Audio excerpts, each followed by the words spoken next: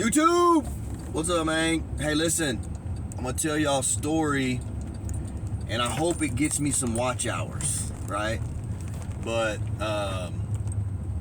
listen, I've been trying to upload these videos I'm just trying to follow what I think is the new formula for getting watch hours and views, and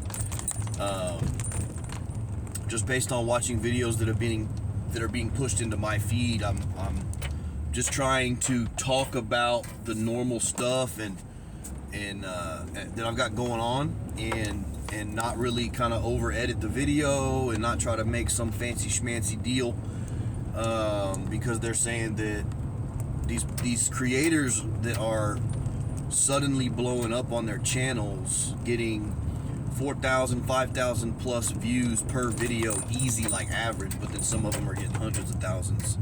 Like, why is YouTube suddenly pushing out small content creators? Where are my views at? That's what I'm trying to figure out. It's like keywords and hashtags, and man, I don't know. These videos are only getting 50, 60 views. So I don't really know, but I've got faith that if it hits, it hits, and I'll give it a couple weeks of me doing videos like this, 15 to 20 minutes, following what I think is the new formula. It could also just be YouTube making some agreements with a few small content creators to blow their channels up, and then it basically creates more engagement with people like us, and it may not be as easy as they're saying it's going to be. It may have been easy for them because they made some partnership. Who knows how advanced and how, if there's any trickery or if there's any kind of anything going on other than it just being a change in the algorithm that is now helping small creators. That would be amazing. I would love to watch this channel kind of blow up and become monetized, and actually make me an income in addition to what I already do.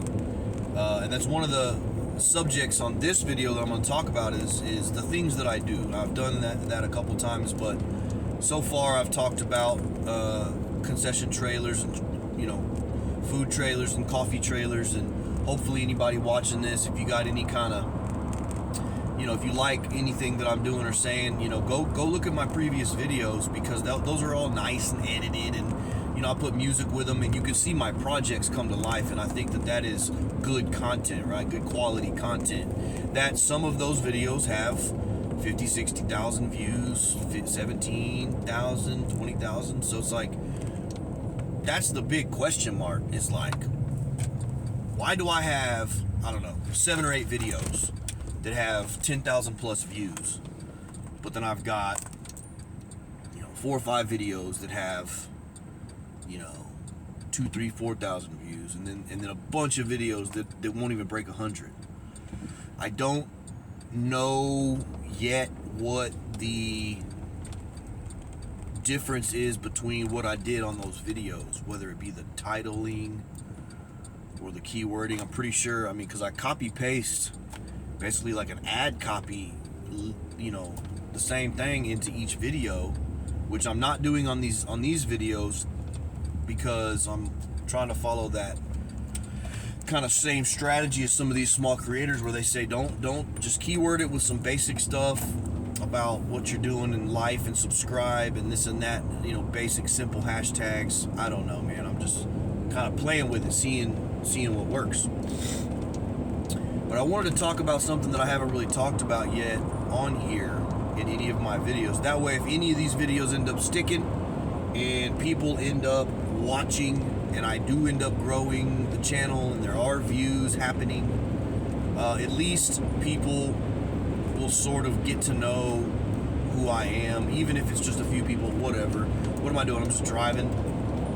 I've got the 20 minutes. I might as well record and chit chat and talk about stuff and just see what happens, right? Whatever. It's like throwing a Hail Mary. So one of my previous videos, I talked about how I was a real estate agent, or I'm a real estate agent. I mean, I'm a licensed realtor here in Central Texas, right? And I've been doing that for a long time, but it's more or less an off and on, up and down kind of. It's more or less the side hustle, right? It's like if I have somebody that I know that needs help selling their house or finding one, like, I'm gonna do it. I'm just not actively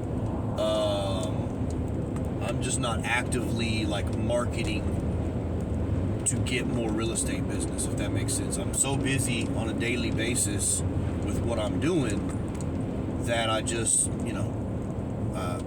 it's tough to create the time. Plus, when it comes to real estate, you've got to do certain things to get business, and all of that costs money, and then you're doing a lot of work on the daily basis that doesn't earn you anything, and it's a rat race in a way, and it's like hit or miss, sort of, depending on what you're doing. And some realtors, man, they know so many people, they get such a good response to their kind of sphere of influence, and then they get word of mouth, and it just works. And I just didn't listen. I've been a really good realtor to a lot of people, and I've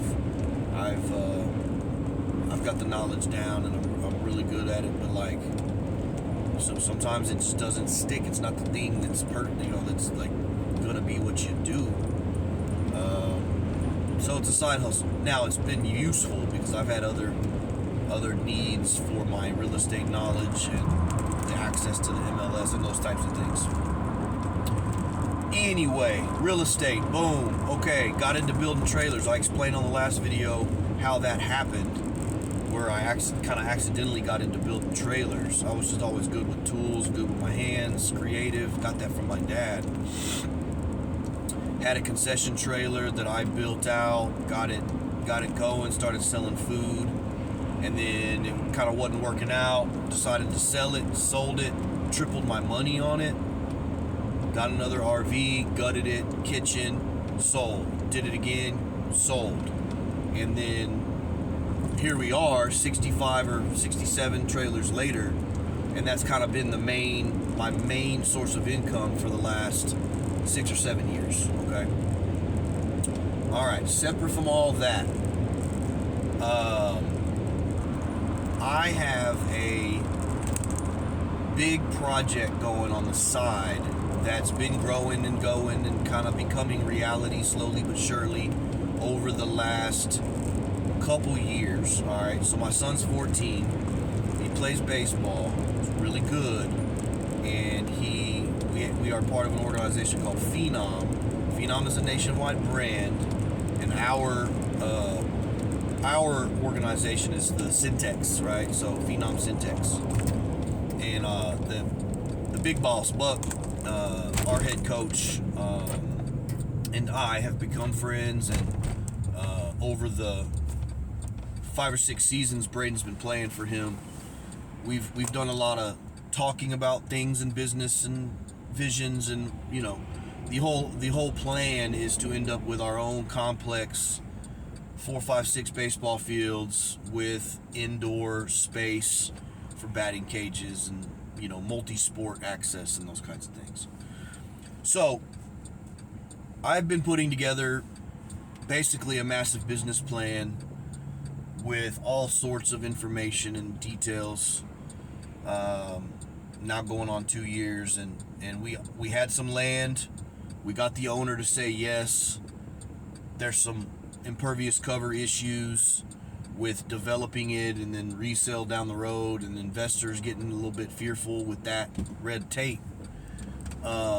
And so we were close to getting a deal started on that one, and it just kind of fell apart based on it's probably going to end up being too much red tape because it's over an aquifer, so impervious cover.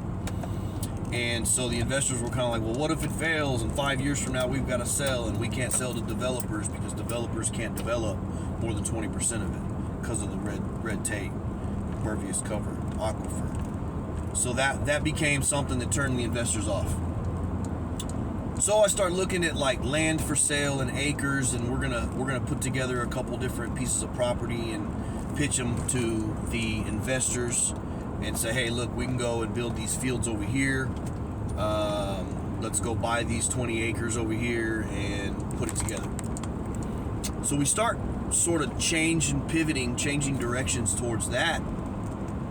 And I knew about these fields, but I kind of didn't. They've been abandoned for all these years, but I ran across them. I was like, oh yeah, these fields. And I had never been there. And they're in East Kyle, and they've been around since I think 1996 is when these fields were built. And so let me pause. Why am I even bringing this up? Well, first of all, it's something to talk about on here. Two, if we can make this happen, basically Buck and I become partners, not in the Phenom business, which is his, but in the members-based program that we're going to start, where the kids are members, and then there's going to be 5-day-a-week practices. If you're a member, you just kind of show up. It's going to limit how much money parents have to spend on private lessons, and it's going to create an all boats rise scenario for all of our boys who, and you don't have to be a Phenom player to be a member. So we'll be basically creating a recruiting process system that we can find the best players out of people that come and want to become members, because those are going to be the serious types that want to play. And I think that it's going to create a situation where we end up with a bunch of really good ball players, right? So, members-based program, and then hosting tournaments and making a deal with one of the local tournament companies that's already pretty big, and fix the fields up, fix the whole complex up, get our building built, and what happens there is my life changes, right? So if all of that plays out, I become like the complex director and the business partner in the new LLC that becomes the members-based program. And my wife and I basically start helping Buck run the whole organization, and we started a nonprofit. So it's called the U Sports Foundation. And we're going to have nonprofit type programs that we're going to be able to start, after school care programs and those types of things that are going to help the area. This is East Kyle, so it's an area that needs some love, right? It needs some beautification. And this complex was covered in 10-foot weeds for the last few years, and it needs some repair. But I mean, the bones are good, the fields are workable, and we can get them playable. And we get them playable, start using them, we might be able to turf them and make a deal with the big tournament company and really actually make it a super nice complex. So, with all that being said, I've been working on this thing on the side, talking with, so what happened was I found the fields and started researching, like, how can I find who is like a decision maker when it comes to these fields, this land, who's the owner. Found out that it was a old 501c3 was the owner. That actual entity went defunct in 2015. So I'm like, or actually that foundation went defunct in 2008, but prior to that, the founders of that foundation, who got the grant money to get it built it, everything, those dudes walked away and handed it all, or it just kept going with like this board of parents who were still running it. It was started by an Optimist Club. An Optimist Club requires 15 paying members to stay a club, and then the club was running the foundation that was running the complex. Over time, the kids age out, the parents don't want to do it anymore, they lose people, they can't keep it maintained. So they had started a new foundation after that, and they ran it, and it went defunct in 2015. So now, it's still on paper as being owned by the first foundation, but a second foundation ran there for 7 years and went defunct. And then the Optimist Club itself, that was the original group that was running the foundations, it also went defunct in 2020. So at this point, when I'm doing all the research, I can't find any legal entity that's actually running it and is in charge that I can talk to about anything. Except I found there was some teams that were using the fields a couple years ago, and I knew one kid that played on one of those teams. His dad had the coach's numbers. I called the coach. It was another coach that he referred me to, who was the guy that currently had the keys to the complex. So it was him, but it was like this lady who was originally part of one of that second foundation, and she basically just could not keep it together. Couldn't keep the dues paying members, couldn't keep the club intact, didn't have a foundation anymore. Grant money fell through because she didn't have a foundation. Then COVID hit. Then there was a bunch of wind damage and broken pipes, and it fell apart. She couldn't keep it going.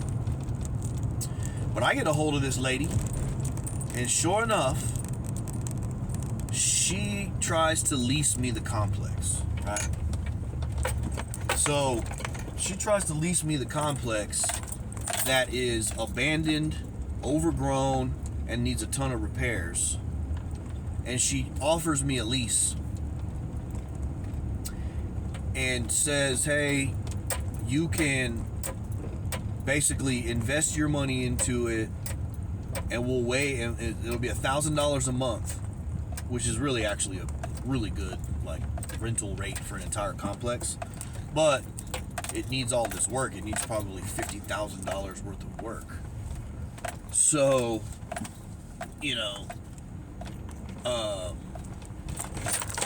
she was like in the lease, the money that you spend on the property and will go towards rent. So it'll basically be free in the sense of, hey, it's $1,000, but we're gonna offset it with whatever you spend. But then she put in there that, remember, I'm a realtor, so I've got a lot of experience with contracts and leases and stuff. I used to be a property manager. But she put in there something along the lines of 30 days notice, contract can be terminated, whatever, by either party. So what happens? We sign a lease, we put in thousands of dollars, we get it all fixed up, and then a year goes by and she doesn't renew our lease. So that's what I was worried about. So we're talking to her. It's new. I've got this lease. But I'm also, what she doesn't know is I'm talking to the original founder of the first foundation who had walked away in 2008. And he's technically the original founder of the foundation who's still listed as the owner.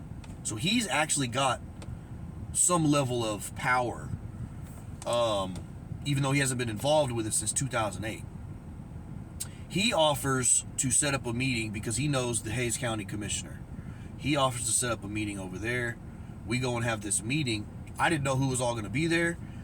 In walks the commissioner of the county, multiple city council members of Kyle, and then the mayor pro tem, which is the deputy mayor of Kyle, and then a bunch of staff members. And it's me and Coach Buck sitting there, and we're like, all right. So I have this stack of papers. It's everything that I just described. All these past entities failed. All the evidence from the Secretary of State's office that all of these entities have gone defunct, and that there's no real entity in control there, and that basically if the county wanted it, they could get it, and they could do what they wanted to with it. Because here's David, the guy that was the original founder, sitting here with us, and he's willing to sign off on whatever paperwork necessary, because obviously the people who still have the keys don't really have legal power and rights to the property. So they like us. We present what we want to do there with all of our programs and the existing turnkey baseball operation that we have, and the relationships that we have, and the resources that we're willing to expend on fixing it up. And that was maybe 4 months ago. And since then, the county has gone through the legal processes, got David to sign off. County now owns the property, and they can legally do what they want with it. And they have sent us a lease that gives us basically a 100-year lease to manage and control and run the fields. There's still a bunch of stuff that we have to figure out about getting a building built and how that works when it comes to ownership, if we spend the money, and all of these different things. And then there's some red tape questions, and then there's like, does the city run it? Does the county run it? Who are we going to have a lease with? Who are we going to answer to? And then who pays for what and manages what, and cleanup and maintenance and these types of things. Like what all is going to happen. And I think we got it. We're not 100% sure. I'm hoping I'm not jinxing it here, but it was something. This is something big that if this goes through and we can get our business started the way we have planned it, and we can do everything that we have put into the business plan when it comes to renting space, running it for Phenom, but then also hosting tournaments and being able to lease out the fields in the unused time slots. And I mean, if we can really get this going, this is life-changing, not just for me, but for a lot of people, because we're going to be able to do camps and clinics and showcases, and all these different coaches that we're already paying are going to get more work. We're going to have a home. Our kids are going to be able to call it their home. It's really going to be something great for the area. The city of Kyle and that little area on the east side needs it. We'll bring in hundreds of thousands of people every week for tournaments, and that's gonna be a big expense. A big net. I don't even know earnings, proceeds, revenue to the city and to the county over there in that area. All the small businesses in the area are gonna blow up, and anything we do there with that many people coming through is gonna work. Any business. So it's kind of a no-brainer that the city and county would want us to do it, but we don't know yet exactly how much control they're going to want and what they're going to want out of it and all that. So we're working it out. But to be continued on the U Foundation, the U Sportsplex, and whether or not this channel, because what would happen is I'd have a big shop there to run the complex, but I'd probably still be able to like build my trailers on site, maybe. I don't know yet, but I'll still continue this. But what would end up happening is everything ends up converting over to running that complex, and I'll still do trailers and stuff and a little bit of real estate, but I feel like that would consume the majority of most days and be worth it, because it's going to be a very, very worthwhile venture financially, and also be able to start programs that help kids and really start something really awesome over there, and do some charitable work. So we'll see where it all goes. Stay tuned. If anybody is clicked in and is watching this, man, just please go to my channel and watch the other videos. Those actually are edited. They have entertainment value. I'm doing really cool projects. You can see the stuff that I bring to life, and these videos that I'm doing right now are just to try to get my watch hours up, and I'm trying to test the waters and see what happens. Now, I know this video was a little bit longer. If anybody watched it to the end, thank you. Helping me with my watch hours, but share it. If anybody needs a little help with motivation, or getting their channel going, or whatever the reason might be. Anyway, peace out. We'll see you on the next one.